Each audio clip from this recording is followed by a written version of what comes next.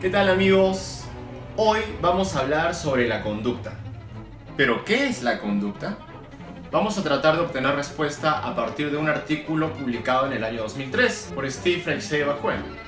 Este artículo tiene por nombre ¿Qué es conducta? Solemos siempre hablar de conducta y quizás son populares diversos conceptos sobre la misma, básicamente impulsados por el cognitivismo. El cognitivismo presenta la conducta muy relacionada a la modalidad que tiene una persona para comportarse en los diversos estados o ámbitos de la vida. Y precisamente esto es lo que va a cuestionar el conductismo.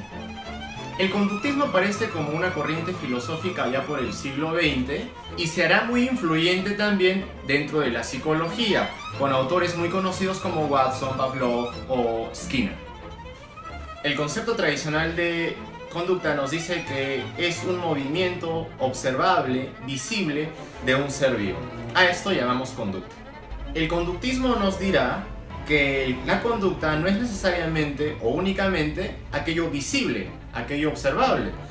El conductismo denunciará esta dicotomía que se da entre el comportamiento observable y de alguna manera el proceso mental. De este modo nos dirá que la diferencia de accesibilidad que tenemos al fenómeno se dará no tanto en el fenómeno, sino en el observador. De esta manera, el fenómeno no cambiará por las limitaciones del observador. El fenómeno es tal cual. Es así como esta corriente nos dirá que existirán conductas manifiestas, visibles, y conductas mentales, no visibles.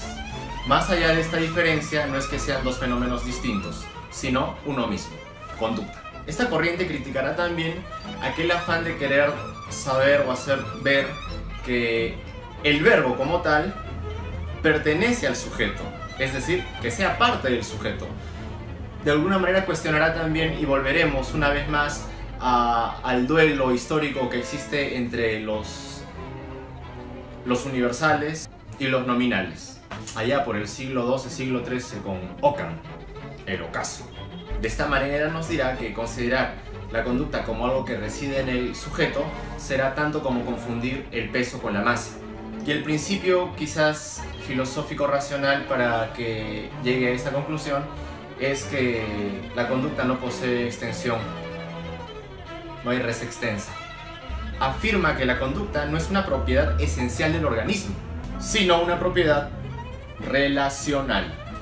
Un ejemplo lingüístico: la piedra no tiene peso, es decir, no tiene un sustantivo como tal, sino pesa, verbo. El autor en el artículo hablará, por ejemplo, de los sádicos y nos dirá: ¿a quiénes llamamos sádicos? Generalmente a una persona a la que hemos etiquetado con todas las características requisitorias para tal etiqueta. En este artículo también se hace una apología a la terapéutica conductista o a la terapia conductista. Acusa a los atacantes que dicen que el conductismo solo se ocupa de los síntomas, más no de la raíz de los problemas. ¿Y qué responderá nuestro autor? Sí, una vez más nos dirá que el problema reside en la conceptualización del asunto como tal. Siguiendo la línea de Rogers, dirá que la terapia conductista no se centra únicamente en el paciente o en el cliente, Rogers, sino también en el entorno familiar. Es decir, el terapista conductista buscará a los familiares y les dará ciertas recomendaciones para que el cliente no caiga nuevamente al problema que lo hizo iniciar esta terapia. Disculpen que regrese, acentuemos entonces claramente: para el conductismo no existen los universales como tal. En conclusión, el conductismo niega la conceptualización dada por el cognitivismo u otras teorías acerca de la conducta y propone la suya. Podemos concluir de este modo: este pensamiento filosófico psicológico tiene sus principios básicamente y sus bases en un principio mucho más antiguo, que es el nominalismo. Es decir, solo existen nombres, no existen universales, no existe el bien como tal, no existe el amor como tal, la paz como tal, el odio como tal, sino existen personas que odian, personas que aman, personas que hacen la paz. ¿Qué pensamos acerca de esto? Y tengo que terminar este video con el fragmento del poema de Gustavo Adolfo Bécquer, citado también en el artículo. Ese fragmento dice así: ¿qué es conducta?